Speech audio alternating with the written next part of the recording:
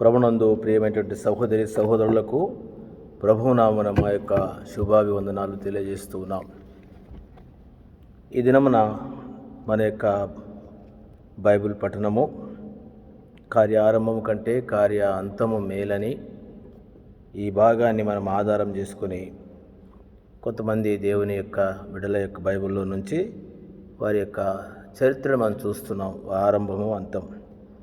అందులో అబ్రహామును గురించి మనము చూస్తూ ఉన్నాం. నిన్నటి దినము కూడా అబ్రహాం యొక్క తన జీవితంలో ఆరా నుంచి బయలుదేరి కనాను దేశానికి వచ్చినాడు. దేవుడు చెప్పినట్లు తాను షేకేము దాకా ప్రయాణం చేసి తిరిగి మమ్రే దగ్గర ఉన్నటువంటి యొక్క మోరే 6వ వచనం ప్రకారం షెకేము మందలి ఒక స్థలము దాకా దేశ సంచారం చేసి మోరే దగ్గర ఉన్న సింధూర వృక్షం వద్ద చేరెను. అప్పుడు కనానీల దేశం నివసించిరి. గమనించండి, తాను కనాను దేశానికి బయలుదేరి వచ్చి షెకేము అంటే భుజము, తర్వాత మోరే దగ్గర ఉన్న సింధూర వృక్షం ఇంతకుముందే మనం చూసినాము. మోరే దగ్గరనున్న సింధూర వృక్షములో ఇంకొక భాగం కూడా నేను గుర్తు చేస్తూ వచ్చినాను. 13వ అధ్యాయం ఆదికాండం 18లో అబ్రహాము తన గుడారం తీసి హెబ్రోనులోని మమ్రే దగ్గరనున్న సింధూర వృక్షములు దిగి యెహోవాకు బలిపీఠం కట్టినాడు. గమనించండి, హెబ్రోనులోని మమ్రే దగ్గరనున్న సింధూర వృక్షము అబ్రహాం యొక్క జీవితంలో మనం చూడగలము. మోరే అంటే బోధకుడు, తర్వాత సింధూర వృక్షము అని అంటే పుష్టికరమైన, లేక మమ్రే అంటే సింధూర వృక్షము పుష్టికరమైన అనేటువంటి యొక్క విషయం. ఇవి ఏం చూపిస్తున్నాయి? ఈ రెండు అంటే అపోస్తల యొక్క బోధ, రెండవది హెబ్రోను సహవాసము. సింధూర వృక్షం అంటే మమ్రే, పుష్టికరమైనటువంటి యొక్క జీవితం అంటే ఆహారం తిన్నవాడు ఎట్లా పుష్టికరంగా బలంగా ఉంటాడు అట్లా అపోస్తల బోధ, సహవాసము, రొట్టె విరుచుట. తిరిగి నాలుగవది 8వ వచనం ప్రకారము అక్కడ బలిపీఠం కట్టి యెహోవా నామమున ప్రార్థన చేస్తూ వచ్చినాడు.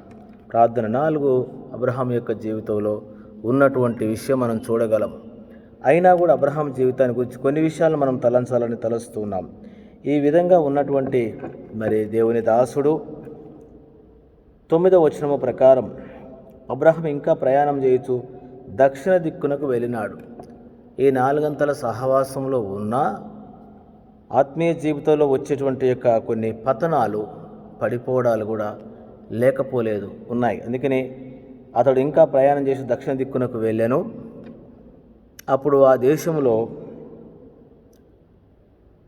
కరువు వచ్చిందంట. ఆ దేశంలో కరువు భారముగా ఉన్నందున అబ్రాము ఐగుప్తు దేశంలోనికి వెళ్ళాను. గమనించండి, తను అక్కడ ఉన్నటువంటి వాడు ఉండకుండా ఇంకొక ప్రదేశానికి దక్షిణ దిక్కునకు వెళ్ళినాడు. అక్కడ వెళ్తే ఏమైంది? కరువు వచ్చింది. అక్కడ కరువు రాగానే ఆ దేశంలో కరువు వచ్చును. ఆ దేశంలో కరువు భారంగా ఉన్నదని అబ్రహాము ఐగుప్తు దేశంలో నివసించుటకు బయలు వెళ్ళాను. ఎక్కడికి వెళ్ళినాడు? ఇప్పుడు ఐగుప్తు దేశానికి వెళ్ళినాడు. చాలాసార్లు మనం ఐగుప్తు దేశము అనేటువంటి విషయాన్ని మనం గమనించగలము. ఐగుప్తు యొక్క దేశము అని అంటే పేరు ఏంటంటే, ఐగుప్తు దేశం అంటే 2 ఇరుకు మార్గములు అని అర్థం. ఇంకోటి 2 ఇబ్బందులు అర్థం. 2 ఇరుకు మార్గములు, 2 ఇబ్బందులు అని అర్థం. ఏంటిది అంటే ఐగుప్తు యొక్క దేశం. అంతేకాని లోకరీతిగా ఐగుప్తు దేశానికి ఎందుకు వెళ్ళినాడు అని అంటే, ఆ ఐగుప్తు దేశము ఆఫ్రికా ఖండములోని దక్షిణ ప్రాంతములో నైలు నది ప్రాంతంలో ఉన్నటువంటి ప్రదేశము ఐగుప్తు దేశం. అందుకని అక్కడ ఏముంటుందని అంటే 13వ అధ్యాయము ఆదికాండం 13వ అధ్యాయము 10వ వచనము, లోతు తన కన్నులెత్తి యోర్దాను ప్రాంతమని చూసెను. యెహోవా సొదొమ గొమొర్రాలను పట్టణం నాశనం చేయక మునుపు సోయారుకు వచ్చు వరకు అదంతా యెహోవా తోట వలెను ఐగుప్తు దేశము వలెను నీళ్లు పారు దేశం. ఐగుప్తు దేశంలో ఏముంది? నీళ్లు పారే దేశంగా ఉంది. లోతు కూడా చూసినటువంటి ప్రదేశం ఏంటంటే సొదొమ, అదే కూడా అట్లనే ఉందన్నమాట. పతనం చేసేటువంటిది, లోకరీతిగా అందమైనటువంటిది, లేక బ్రతకడానికి నివసించడానికి అనుకూలమైనటువంటి నీళ్లు ఉన్నటువంటి స్థలం అట. నీళ్లు పారు దేశం అంట. చూడండి ఎట్లుంది. యెహోవా తోట వలెను ఐగుప్తు దేశం వలెనంట. అందుకని ఇక్కడ కరువు వచ్చింది కాబట్టి ఐగుప్తు దేశానికి వెళ్ళినాడు. ఐగుప్తు దేశానికి వెళ్ళిన కారణాన్ని బట్టి తాను కొన్ని అబద్ధాలు ఆడవలసిన యొక్క పరిస్థితి. ఇది ఏం చూపిస్తుందంటే సహవాసంలో అన్ని విధాలుగా మనము ఉన్నా కొన్నిసార్లు మనం వెళుతున్నటువంటి యొక్క పరిస్థితి వెనుక దిగజారిపోయేటువంటి స్థితి, లేక ఐగుప్తు అంటే మనం లోకము అంటాము. లోకము అనంటే ఇరుకు పరిస్థితులు, రెండు ఇబ్బందులు, రెండు ఇరుకు మార్గాలకు వెళ్ళేటువంటి జీవితం. ప్రియ దేవుని బిడ్డలారా, మనం కూడా ఇలాంటి స్థితిలో ఉన్నాం. అందుకని అబ్రహాం అక్కడికి వెళ్ళినాడు. వెళ్ళిన తర్వాత ఏం జరిగింది అంటే 11వ వచనము, అతడు ఐగుప్తులో ప్రవేశించకు సమీపించినప్పుడు అతడు తన భార్య అయిన శారాయితో, నువ్వు చక్కని దానవని ఎరుగుదుము, ఐగుప్తులు నిన్ను చూసి అతని భార్య అని చెప్పి నన్ను చంపి నిన్ను బతకనిస్తారు. తనకు అనుమానం వచ్చింది. ఇంతవరకు దేవునిలో ఉన్నటువంటి వ్యక్తి విశ్వాసం ద్వారా బయటకు వచ్చినాడు, దేవుని నమ్మినాడు, ఇది మంచి విషయము. అయినా కూడా కరువు వచ్చిన కారణాన్ని బట్టి తాను ఉండవలసినటువంటి స్థలములో ఉండకుండా 4 గంటల అనుభవం ఉన్నటువంటి యొక్క స్థలాన్ని వదిలి దక్షిణ ప్రాంతానికి వెళ్ళినాడు. కరువు వచ్చింది. అక్కడి నుంచి వెళితే ఏమైనాడంటే ఐగుప్తుకి వెళ్ళిపోయినాడు. ఇది మన యొక్క విశ్వాస జీవితంలో, విశ్వాస జీవితంలో. ఇప్పుడు అక్కడికి వెళ్ళినాక ఏమైంది? అబద్ధం వచ్చేసింది. శారాని చూసి అన్నాడు, నువ్వు చక్కని దానివి కాబట్టి ఐగుప్తులు ఒకవేళ నా భార్య అంటే నన్ను చంపి నిన్ను బతకనిస్తారు కాబట్టి నాకు నువ్వు మేలు చేయడానికి నువ్వేం చేయాలంటే నువ్వు చెల్లెవని చెప్పండి. ఆమె కూడా విన్నది. ఈ విధంగా ఈ దినాలలో ఇలాంటి పరిస్థితులు, ఐగుప్తులో ఉన్నటువంటి యొక్క అబద్ధం, ఐగుప్తుకు పోతే ఏదో బాగుంటుందని చెప్పేసి ప్రదేశం బాగుందని పోతే వచ్చే అబద్ధాలు, మోసాలు మనం చూడగలము. అయినా కూడా దేవుని బిడ్డలు గమనించవలసిన విషయం ఏంటంటే తను చెప్పినాడు. అప్పుడు తిరిగి ఏమైంది? శారాయి మరి ఐగుప్తు యొక్క రాజు దగ్గరికి తీసుకొని పోబడింది. మనకు తెలిసిన విషయమే, తీసుకొని పోబడింది. అయినా కూడా దేవుడు కాపాడినట్టుగా మనం చూస్తూ ఉన్నాం. ఎప్పుడైతే శారా ఆ ఇంట్లో అడుగుపెట్టిందో, తీసుకొని పోయినారో, వాస్తవంగా తాను కోరినట్లు మేలు చేయడానికి నీవు నాకు సహాయం చేసి నువ్వు చెల్లెవని చెప్పమంటే అదే మాట చెప్పినందుకు ఏమైంది? 13వ వచనం, నీ వల్ల నాకు మేలు కలగాలి అన్నాడు. అదే ప్రకారం ఏం చేసినాడు? శారాని బట్టి ఆమెకు 16వ వచనంలో అతడు ఆమెను బట్టి అబ్రాహామునకు మేలు చేసిండంట. కానీ ఎంత నష్టకరమైన విషయం ఆత్మీయంగా. కుటుంబం ఎంత అపవిత్రతకు గురైనటువంటి స్థితి. అయినా కూడా దేవుడు కాపాడినాడు. అబ్రహాం యొక్క జీవితంలో శారా యొక్క శీలాన్ని, పవిత్రతను దేవుడు కాపాడుతూ వచ్చినాడు. ప్రియులారా, ఇదే సందర్భము మనకు మరొక భాగంలో కూడా మనకు కనబడుతుంది. 20వ అధ్యాయంలో కూడా తాను గెరారు ప్రాంతానికి వెళ్ళినాడు. ఆదికాండం 20లో అక్కడ అబీమెలెకు అనేటువంటి వ్యక్తితో అదే మాట చెప్పినాడు. అక్కడ కూడా భార్య అని చెప్పినాడు, చెల్లి అని చెప్పినాడు. కారణం ఏంటంటే వాస్తవముగా ఇతని తండ్రి గారికి 2 భార్యలై ఉంటారు. ఈయన తల్లి కాకుండా ఇంకొక తల్లి యొక్క కుమార్తె అని రాయబడి ఉంది బైబిల్లో. 20వ అధ్యాయంలో 11వ వచనంలో ఆ మాట ఉంటుంది. 20వ అధ్యాయం 11వ వచనంలో ఎందుకు చెప్పినాడంటే, నేను చదువుతున్నాను వినండి. 12వ వచనం, అంతేకాక ఆమె నా చెల్లెలన్న మాట నిజమే, ఆమె నా తండ్రి కుమార్తె కానీ నా తల్లి కుమార్తె కాదు, ఆమె నాకు భార్య అయినది అని. కాబట్టి ఆ మాటను బట్టి చెల్లి అని చెప్తూ వచ్చినాడు. అయినా కూడా గమనించవలసిన విషయం ఏంటంటే ఈ 2 సందర్భాలలో దేవుడు ఆమె పవిత్రతను కాపాడినాడు. చాలామంది దినాలలో కుటుంబాలలో భార్యల మీద భర్తలకు అనుమానం, భర్తల మీద భార్యలకు అనుమానం. ఇద్దరు ప్రార్థన చేస్తూనే ఉంటారు, ఆరాధన చేస్తూనే ఉంటారు, పాల్గొంటూనే ఉంటారు, అన్ని చేస్తారు, సహవాసంలో ఉంటారు. ఒకరి మీద ఒకరికి అనుమానాలు పోవు. ఒకరి మీద ఒకరికి అనుమానాలు ఏంది అని అంటే అనుమానం. అందుకనే దేవుని బిడ్డలారా, ఎవరు కాపాడుతారు అనంటే అబ్రహాము వదిలేసినాడు, దేవుని మీదనే వదిలేసినాడు. తను అబద్ధం ఆడినాడు. కానీ తన అబద్ధం ఆడినా దేవుడు కనికరించి అబ్రహామును, శారాను పవిత్రంగా కాపాడినాడు. దేవుడు కాపాడే దేవుడు. కాబట్టి ప్రియ దేవుని బిడ్డల జ్ఞాపకం పెట్టుకోండి, అనుమానాలు కాదు పెట్టుకునేది, దేవుని మీద మన విశ్వాసం ఉంచాలి. దేవుడు కాపాడాలి. దేవుడు కాపాడకపోతే ఎవడు కాపాడలేడు. అందుకొరకు ఈ దినంలో అనుమానం కలిగినటువంటి భర్తలు ఉన్నారా, అనుమానం కలిగినటువంటి భార్యలు ఉన్నారా? ఈ వాక్యాన్ని గుర్తుపెట్టుకోండి. 2 విషయాలలో, ఒకటి మనం చదువుకున్నటువంటి 12వ అధ్యాయంలో దేవుడు కాపాడినాడు, తర్వాత 20వ అధ్యాయంలో దేవుడు కాపాడినాడు, కనికరించినాడు. అక్కడ కూడా దేవుడు తన ద్వారా గొప్ప కార్యం చేసినాడు. మరలా చదువుతున్నా వినండి. సహవాసం ఉన్నటువంటి మన జీవితాలలో వచ్చే ఇలాంటి పరిస్థితులు, ఐగుప్తు అనేటువంటి విషయానికి వెళితే మనకు కలిగే నష్టాలు, అయినా తిరిగి దేవుడు ఏం చేసినాడు అంటే, మళ్ళీ నేను చదువుతున్నాను గమనించండి. ఆదికాండము 12వ అధ్యాయము చివరి భాగంలో తన అక్కడి నుంచి పంపివేసినాడు.